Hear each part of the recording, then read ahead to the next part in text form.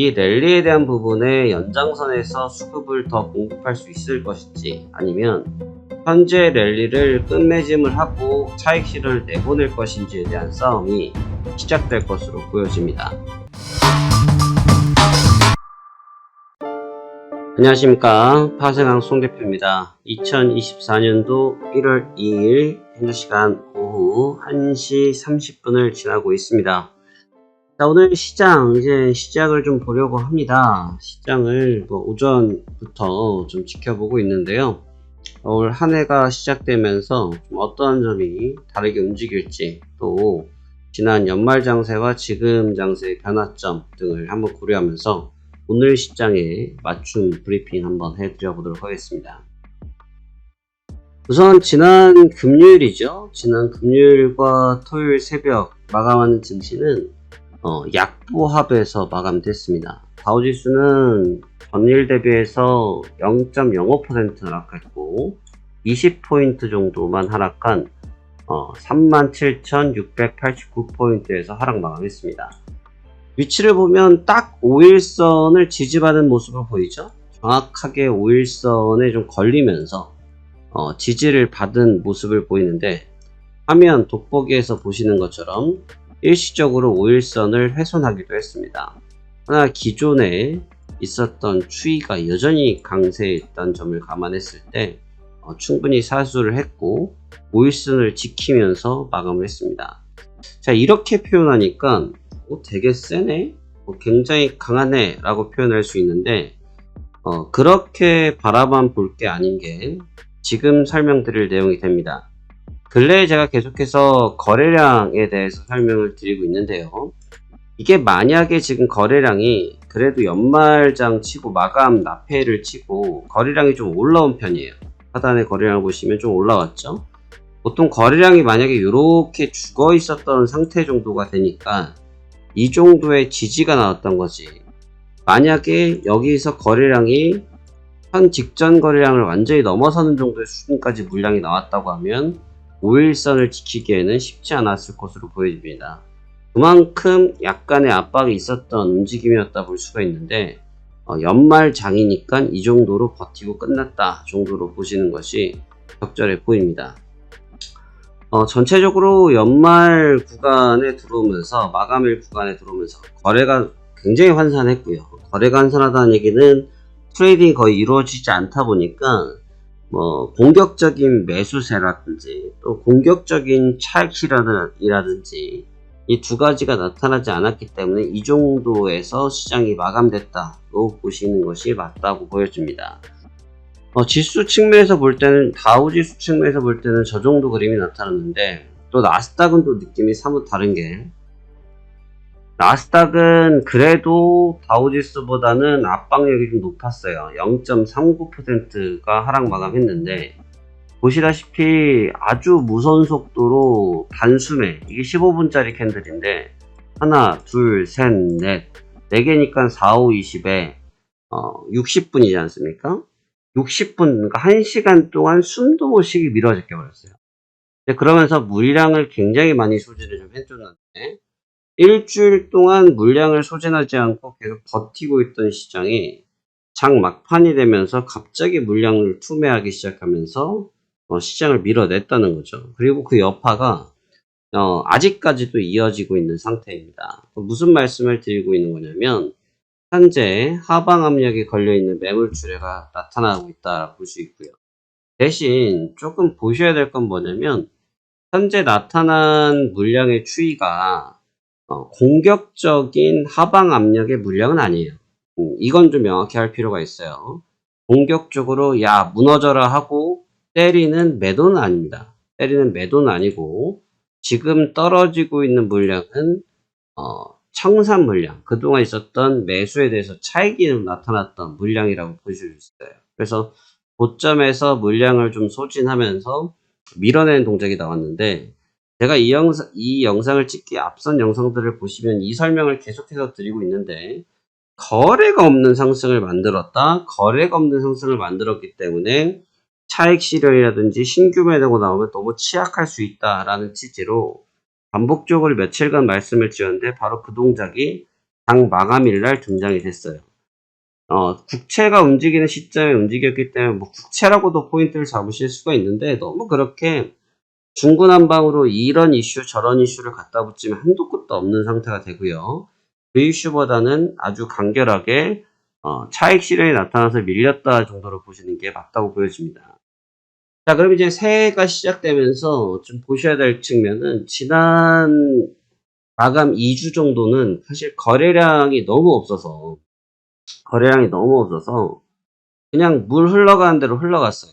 우리가 시골을 가게 되면요. 산골이나 이런 데 가게 되면 계곡에서 이렇게 물이 위에서 아래로 떨어지지 않습니까? 이렇게 물이 내려오는데 사실 인위적으로 누군가 주변에서 삽질을 해가지고 또는 포크레인이 와가지고 이 수로를 바꾸지 않는 이상은 이 물은 그냥 이렇게 흘러가는 거거든요. 근데 중간에 누군가 이 수로를 바꾸기 위해서 삽질을 해서 여기를 막고 일로 물을 뺀다거나 그러면 물길이 바뀌는데 거래량이 없다는 것은 삽질을 누군가 하지 않았다는 얘기가 되겠죠. 그러니까 물이 자연스럽게 위에서 아래로 떨어졌고 지금 반대로 아래에서 위로 올라갔던 상태가 되는데 이제 그 부분에서 거래량이 개입하기 시작했다는 의미가 있는 거고 그동안 이 부분이 없었기 때문에 사실 연말 장세가 굉장히 좀 무거운 동작을 많이 보였다고 보실 수 있는 겁니다.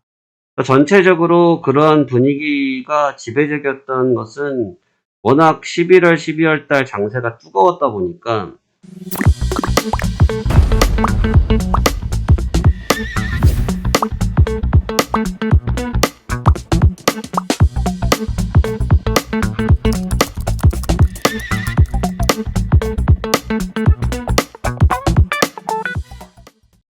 뜨거운 상태에서 거래의 빈도가 너무 떨어져 버렸어요. 그러니까 거래의 빈도가 떨어졌기 때문에 거래의 빈도의 감소에 따라서 움직임이 제한이 됐고 움직임이 제한이 되다 보니까 변동성이 제한됐던 상황이었고 지난 금요일과 토요일 새벽에는 그 물량이 하나가 출하가 되기 시작하니까 흐름이 나타난 거예요.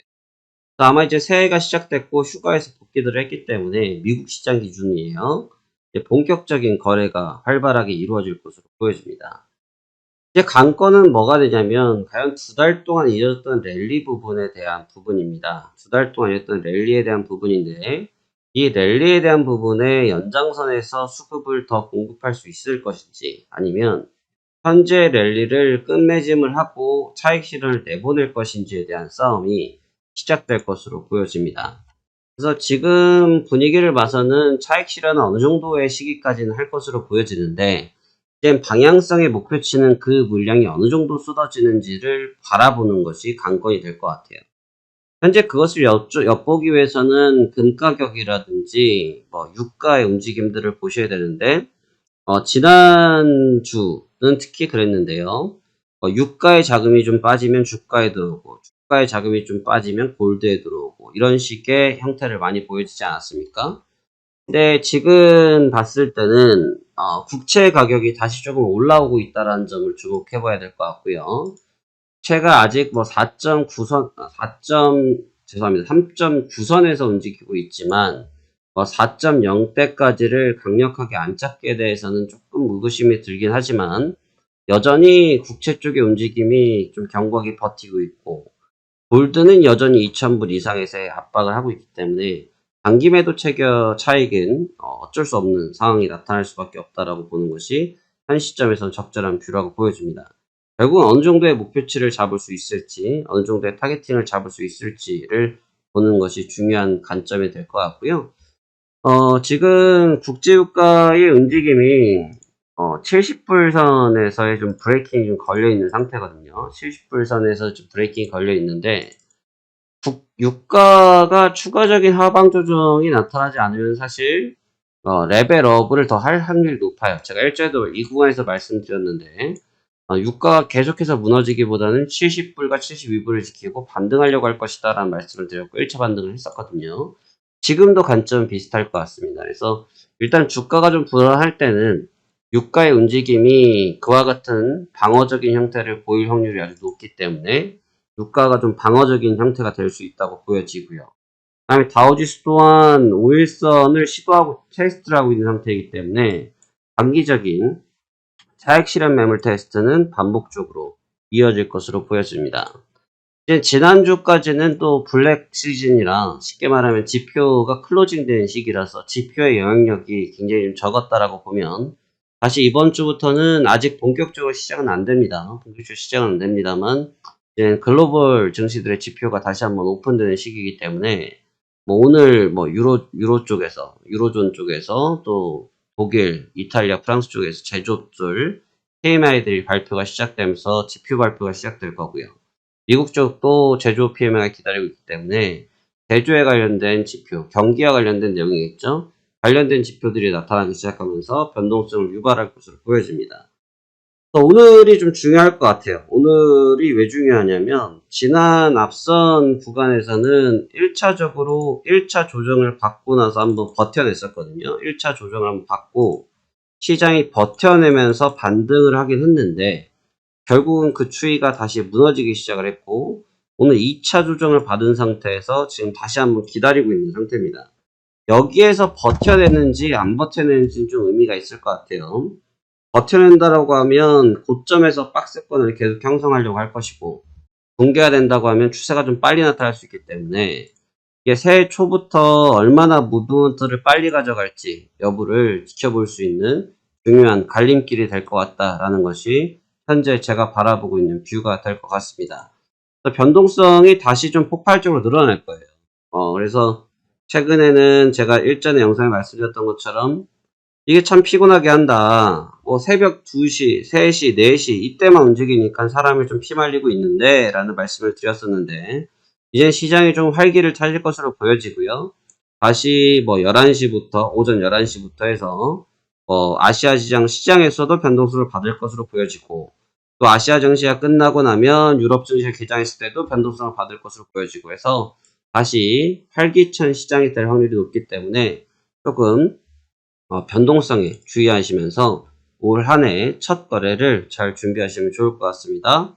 그래서 지난 금요일 토요일 날 있었던 조정에 대해서 연장선에서 보시는 게 좋아 보이고 그 연장선이 어느 정도까지 나타날지 또 그 물량의 추이가 어떻게 나타날지를 한번 지켜보시면서 향후 시장에 대응을 하시는 것이 좋겠다라는 의견 드리면서 오늘 시황 브리핑 마치도록 하겠습니다. 저는 오늘도 성공 투자하시길 바라면서 시장 저도 참여 준비 해보도록 하겠습니다.